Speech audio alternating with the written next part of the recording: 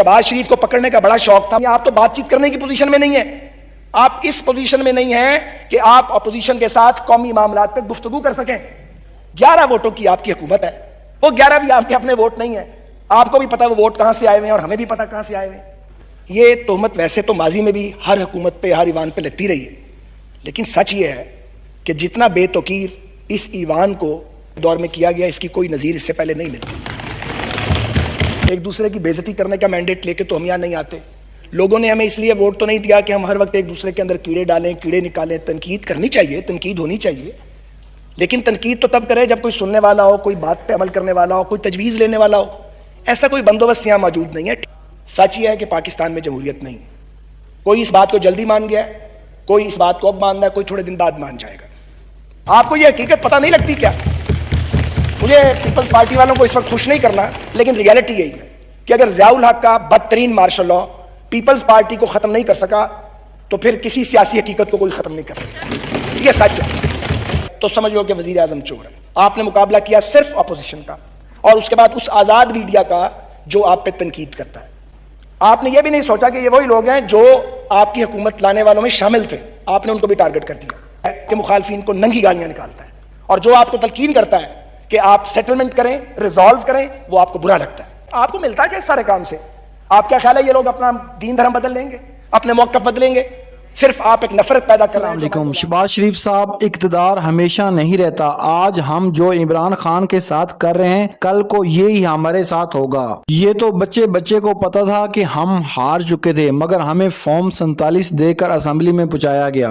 और ये जो हम 2/3 अक्सरियत लेकर बैठे हैं, ये भी इमरान खान की मखसूस नशिस्तें हैं। शहबाज शरीफ साहब, उतना जुल्म करो जितना कल को बर्दाश्त भी कर सको। तुम्हें रब रसूल का वास्ता, इमरान खान बेगुनाह है, उसको रिहा करो। अगर आज रिहा ना किया तो बहुत देर हो जाएगी। ये मेरी बात याद रख लो। अगला वजीर आजम इमरान खान होगा और शहबाज शरीफ साहब आप अडियाला जेल में होंगे। आइए नाजरीन, पहले ये जबरदस्त और सनसनीखेज वीडियो देखते हैं, फिर इस पर बात करेंगे। चैनल को सब्सक्राइब लाजमी कर लें और बेल आइकन को भी प्रेस कर लें। आपकी मोहब्बत और प्यार का हमेशा शुक्रगुजार रहूं। शहबाज शरीफ को पकड़ने का बड़ा शौक था। आप तो बातचीत करने की पोजीशन में नहीं है, आप इस पोजीशन में नहीं हैं कि आप अपोजिशन के साथ कौमी मामलात पे गुफ्तगू कर सकें।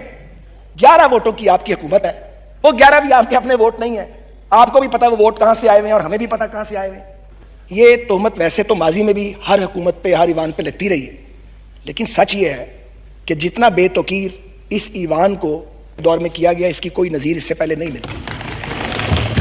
एक दूसरे की बेइज्जती करने का मैंडेट लेके तो हम यहाँ नहीं आते।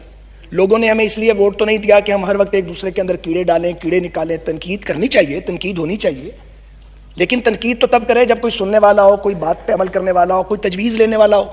ऐसा कोई बंदोबस्त यहाँ मौजूद नहीं है। सच ये है कि पाकिस्तान में जमहूरियत नहीं। कोई इस बात को जल्दी मान गया है, कोई इस बात को अब मान रहा है, कोई थोड़े दिन बाद मान जाएगा। आपको ये हकीकत पता नहीं लगती क्या? मुझे पीपल्स पार्टी वालों को इस वक्त खुश नहीं करना, लेकिन रियलिटी यही है कि अगर ज़ियाउल हक का बदतरीन मार्शल लॉ पीपल्स पार्टी को ख़त्म नहीं कर सका, तो फिर किसी सियासी हकीकत को कोई ख़त्म नहीं कर सका। ये सच है। तो समझ लो कि वज़ीर आज़म चोर है। आपने मुकाबला किया सिर्फ अपोजिशन का, और उसके बाद उस आज़ाद मीडिया का जो आप पे तनकीद करता है। आपने ये भी नहीं सोचा कि ये वही लोग हैं जो आपकी हुकूमत लाने वालों में शामिल थे।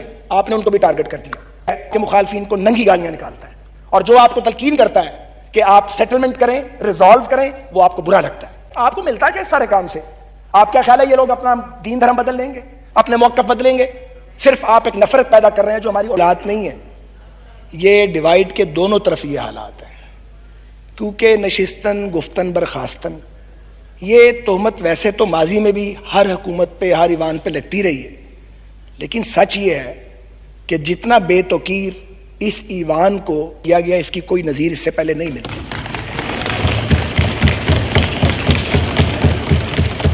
हम यहाँ ये दुरुस्त कहा, एक पीटीआई के किसी दोस्त ने भी ये बात, हम यहाँ पे एक दूसरे के गिरेबान फाड़ने तो नहीं आते, एक दूसरे की बेइज्जती करने का मैंडेट लेके तो हम यहाँ नहीं आते।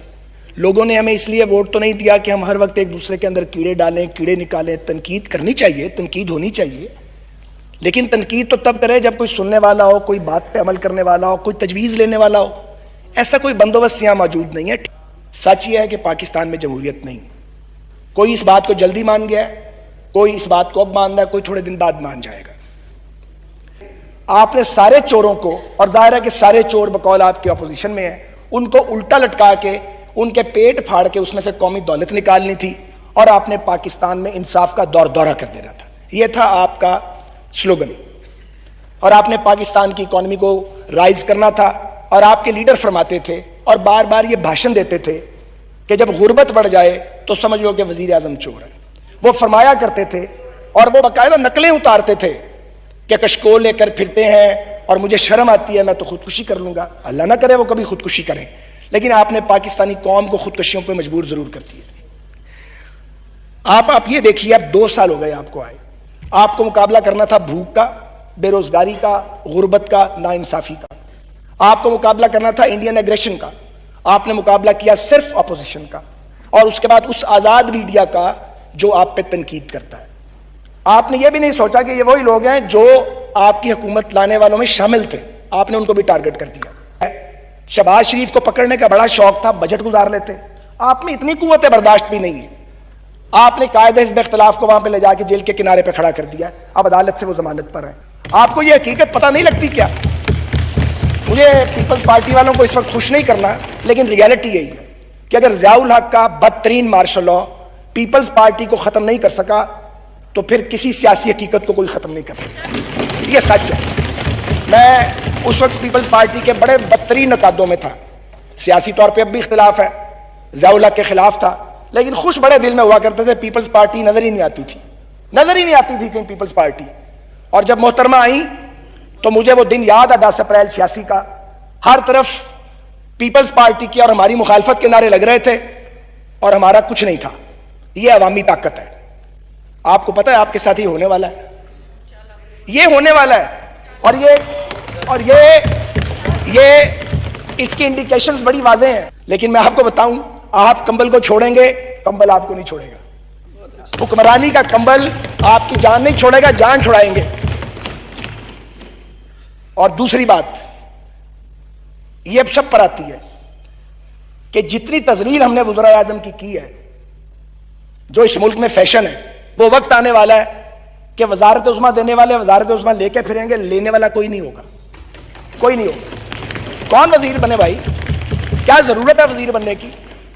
5 سال اپنی زندگی داؤ پہ لگاؤ، اپنے بچوں کا وقت برباد کرو، کاروبار نہ کرو، ایک تباہ حال ادارے کو کھڑا کرو، پھر ایک آدمی آئے شیخ چلی چیونگم کھاتا ہوا اور منہ بگاڑتا ہوا، وہ آ کے برباد کر دے آپ کی محنت کو، اور آپ جیل میں پڑے دیکھ رہے ہیں کہ جناب میں نے محنت کی تھی، تباہ کر دیا. وہ وقت بھی آئے گا، وہ وقت آئے گا وزارتیں دینے والے وزارتیں بانٹیں گے، لینے والا کوئی نہیں ہوگا. وہ دور نہیں ہے وقت، وہ بھی قریب ہے. آپ تو اپنے مخالفین کو جیلوں میں ٹھوسنے میں مصروف ہیں. اوورسیز پاکستانی آپ کا ووٹ سے زیادہ آپ نے انہیں رول کے رکھ دیا ہے. لوگ سڑکوں پہ آ گئے ہیں. پی آئی اے تگنے کرائے لے رہا تھا، باقیوں کو تو چھوڑ دیں. آپ نے کوئی کریش پروگرام نہیں بنایا انہیں پاکستان واپس لانے کے لیے. آپ سوچیں آپ نے کیا کیا ہے. اس لیے کہ آپ کا فوکس نہیں ہے.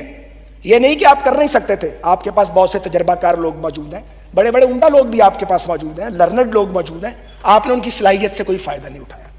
آپ کے نزدیک آپ کی اپنی جماعت پہ وہ محترم ہے جو آپ کے مخالفین کو ننگی گالیاں نکالتا ہے، اور جو آپ کو تلقین کرتا ہے کہ آپ سیٹلمنٹ کریں، ریزالو کریں، وہ آپ کو برا لگتا ہے. آپ کو ملتا کیا اس سارے کام سے؟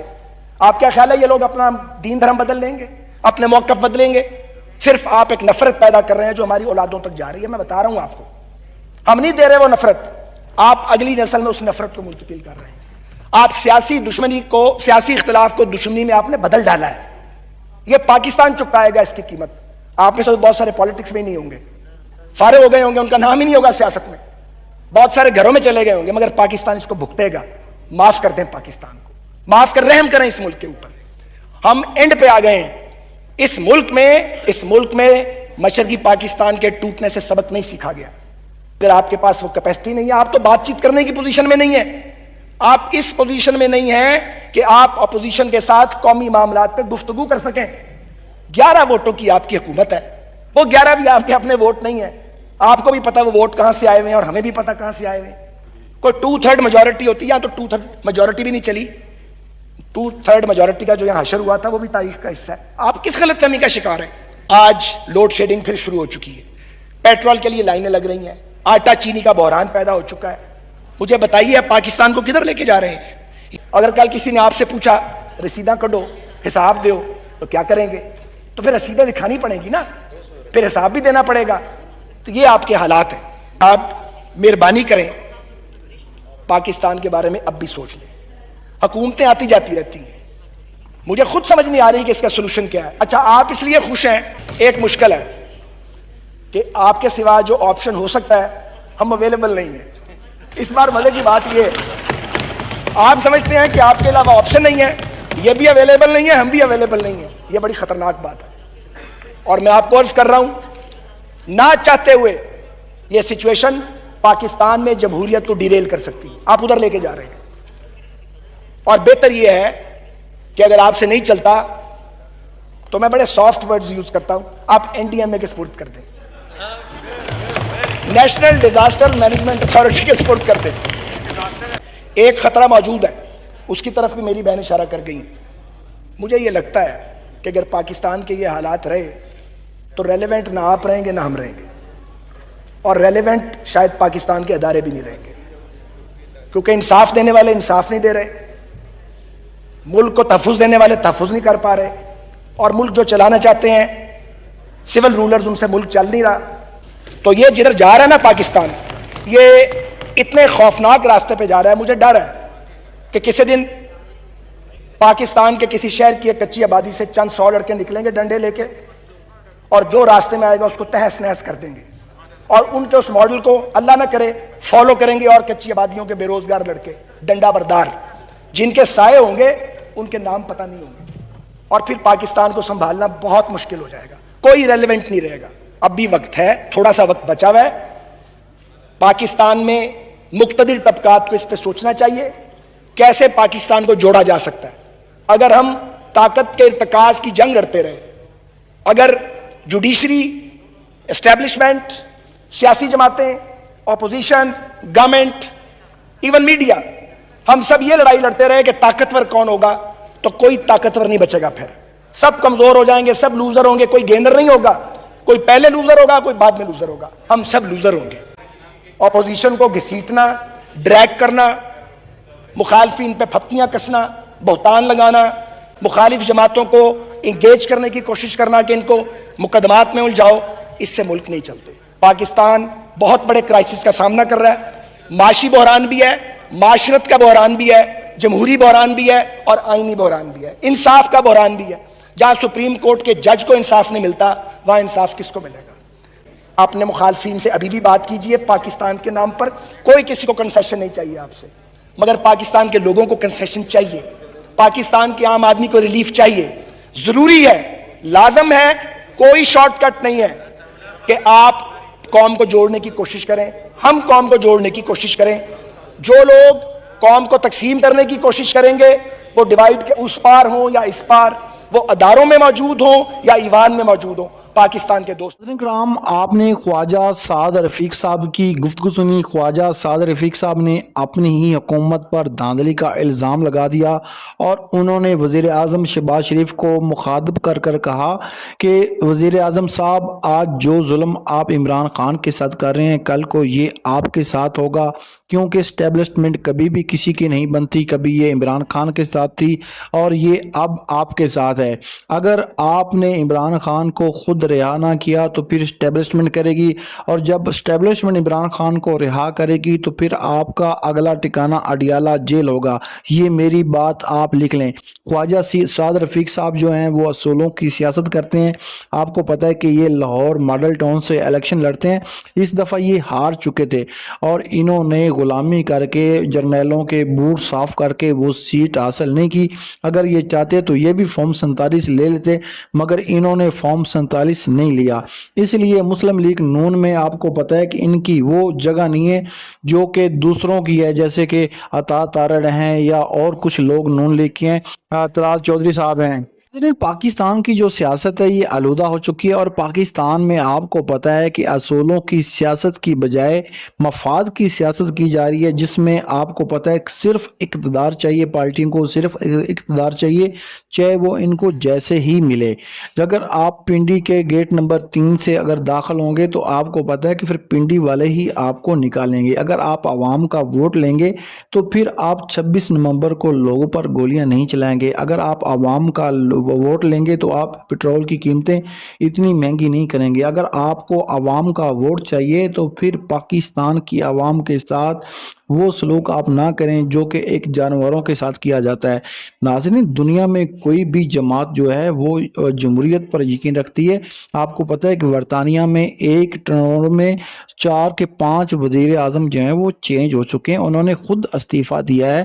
جب وزیر اعظم کے اوپر کوئی الزام لگتا ہے تو وزیر اعظم خود استعفیٰ دے کر گھر چلا جاتا ہے۔ یہی اصل جمہوریت ہے، کیونکہ اگر اخلاقیات نہیں رہے گی تو پھر بعد میں پاور بھی نہیں رہتی۔ اب بھی پاکستان میں کچھ ایسے سیاستدان ہیں کہ جو اصولوں کی سیاست کرتے ہیں۔ دعا ہے کہ اللہ تعالیٰ پاکستان کو وہ عظیم مقام دے جس کے لیے قائد اعظم نے خواب دیکھا تھا۔ اللہ آپ کو لوگوں کو بھی خوش رکھے۔ اگر ویڈیو آپ کو اچھی لگی تو ویڈیو کو لائک کر کے چینل کو سبسکرائب کر دیں اور بیل آئیکن کو پریس کر دیں۔ ملتے ہیں ایک نیو ویڈیو میں، تب تک اپنے میزبان کو دیجیے اجازت۔ اللہ حافظ۔